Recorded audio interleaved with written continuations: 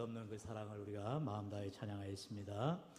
오늘은 이제 교회관 신앙 6번째 시간으로 우리 다음 주까지 7번째 신앙으로 우리가 교회관 신앙을 살펴볼 텐데요.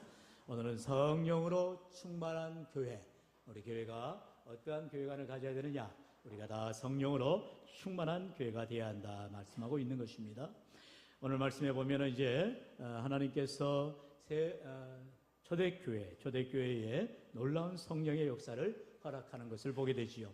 특별히 이 초대교회가 성령의 충만한 은혜를 받게 되는 것은 바로 요엘 선지자의 예언을 그대로 응하게 되는 것이지요.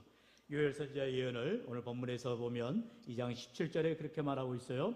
하나님이 말씀하시기를 말세에 내가 내 영을 모든 육체에 부어주리니 너희의 자녀들은 예언할 것이요 너희의 젊은이들은 환상을 보고 너희의 늙은이들은 꿈을 꾸리라 말씀하고 있다라는 것이죠.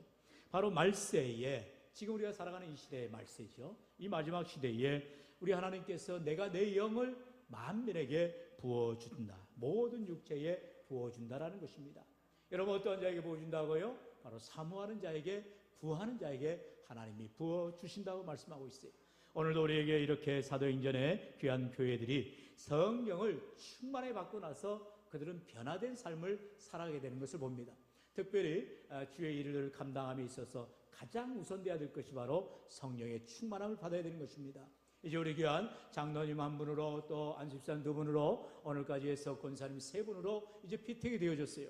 이분들이 무엇이 가장 필요하느냐? 바로 교회를 아름답게 세워가 섬기기 위해서 성령의 충만한 은혜를 받아야 할 줄로 믿습니다. 여러분, 성령을 이 피택자들만 받는 게 아니죠. 예수님을 믿는 자라면 저와 여러분은 다 성령의 사람들이 되어야 할 줄로 믿습니다. 왜냐하면 고린도서 12장 3절은 말하고 있어요. 그러므로 내가 너희에게 알리노니 하나님의 영으로 말하는 자는 누구든지 예수를 저주할 자라 하지 아니하고 또 성령으로 아니하고는 누구든지 예수를 주라 할 수 없느니라 말씀하고 있어요.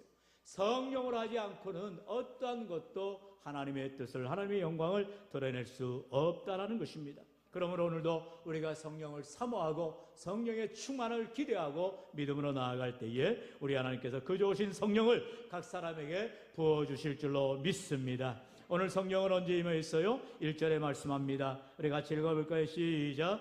오순절 날이 이미 이름에 그들이 다 같이 한 곳에 모였더니. 아멘. 오늘 성경은 강조하는 것이 바로 다 같이 한 곳에 모였다라는 것입니다. 여러분, 모일 때에 성령의 역사가 일어납니다. 할렐루야. 오늘 우리가 하나님을 사모하고 말씀을 사모하고 기도하며 찬송할 때에 이 가운데에 성령의 은혜가 임하게 되어진다는 것입니다.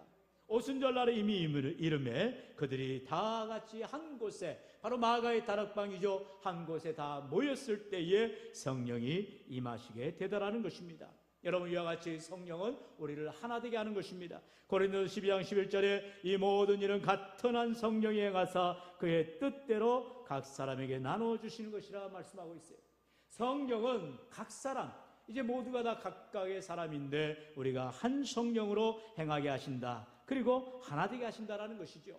여러분, 세상의 사람들은 회의를 통해서 또는 타협을 통해서 여러 가지 이 의논을 내서 하나가 되어져 나갑니다. 그러나 교회는 그렇지 않죠. 바로 성령의 역사함으로 말미암아 우리가 같은 마음, 같은 일, 같은 행동을 하게 된다는 것이죠. 여러분, 교회는요, 그렇기 때문에 주님 안에서 다 하나가 되어야 될 줄로 믿습니다.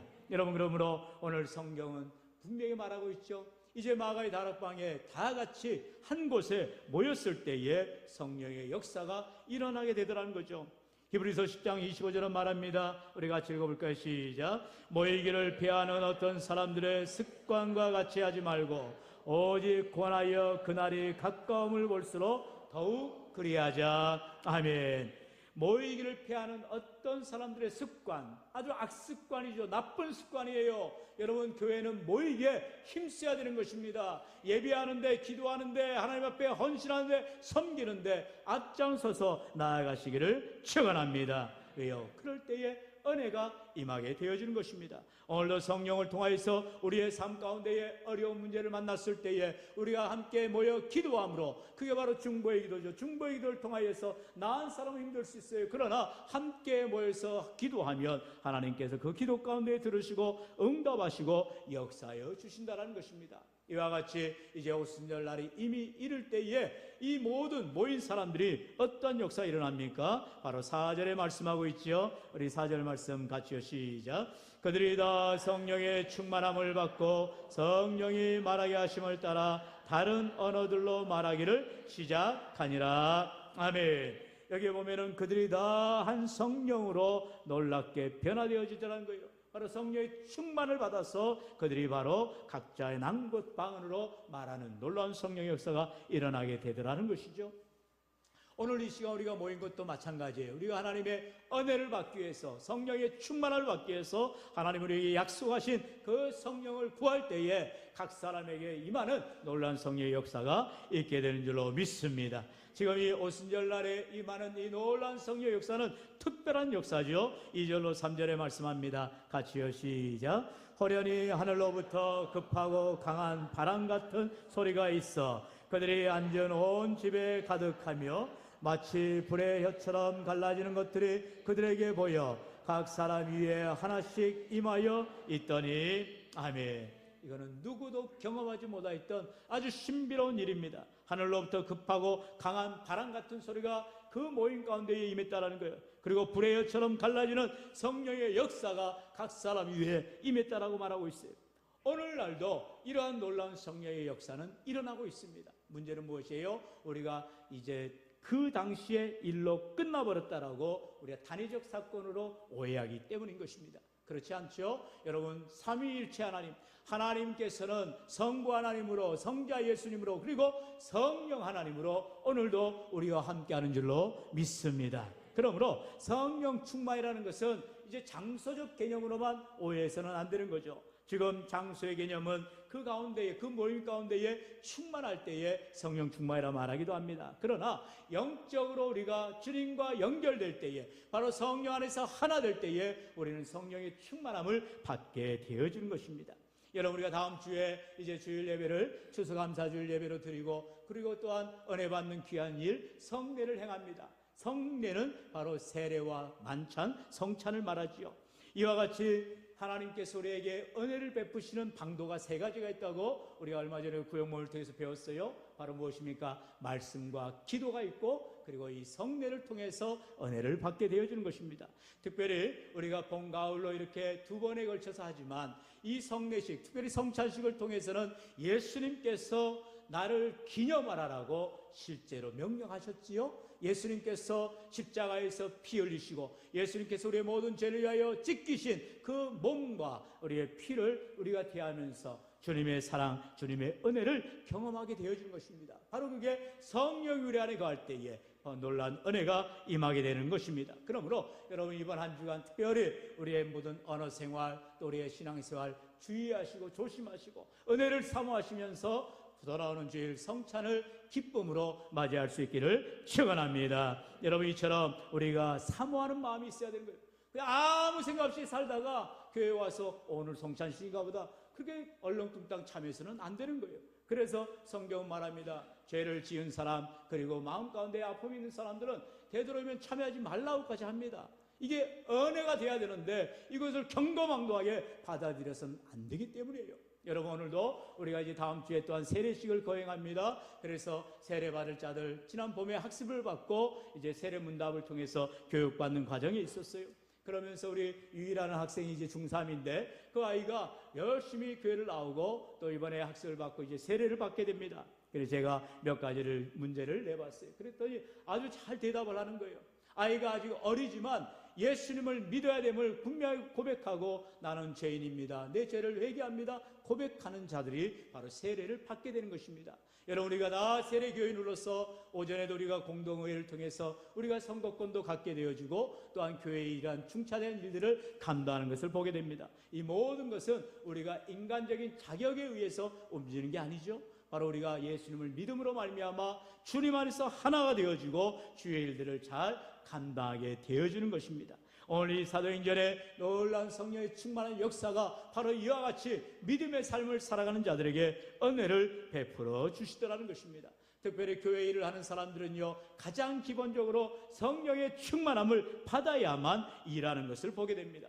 특별히 초대교회가 이제 7 집사를 세울 때에 사도행전 6장에 보면은 그들이 다 성령과 지혜가 또한 믿음이 충만한 자들이었다라고 성경은 언급하고 있는 것을 봅니다. 사도행전 4장 31절에 보면은요, 예루살렘의 모든 교인들이 또한 성령의 충만을 받았어요. 우리 31절 같이 읽어볼까요? 시작. 빌기를 다하며 모인 곳이 진동하더니 무리가 다 성령이 충만하여 담대히 하나님의 말씀을 전하니라. 아멘. 따라합시다. 무리가 다 성령이 충만하여.